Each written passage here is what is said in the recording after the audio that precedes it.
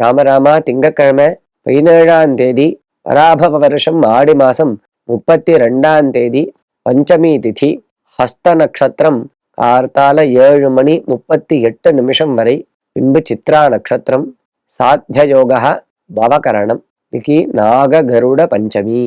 இன்னைக்கு சிம்மரவி புண்ணியகாலம், அதாவது சூரிய பகவான் கடகராசியிலிருந்து சிம்மராசிக்கு பிரவேசிக்கிறார். விஷ்ணுபதி மகா புண்ணிய காலம், சங்கிரமண புண்ணிய காலம். இன்னைக்கு ராகு காலம் கார்த்தால 7:30 யமகண்டம் கார்த்தால 10:12. இன்று விஷ்ணுபதி புண்ணிய காலம். இதன் சிறப்பு என்ன? நாம் செய்ய வேண்டிய வழிபாட்டு முறைகள் என்னென்ன?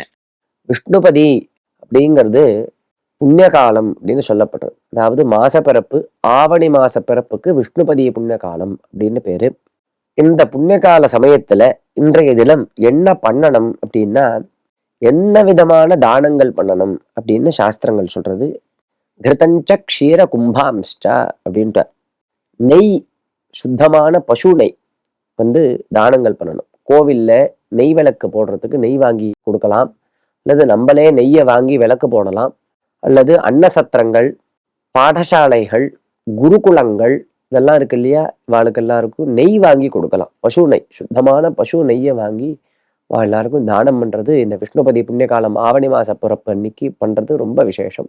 க்ஷீர கும்பாம்ஷ்ட, பசும்பாலை நிறைய குடத்துல வச்சு தானம் பண்றது, இது ரொம்ப விசேஷம்.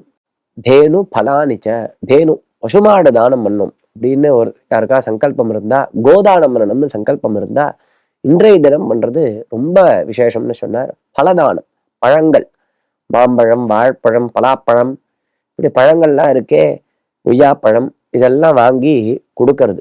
பழத்தை தானம் பண்ணா சந்ததி விருத்தி ஆகும்.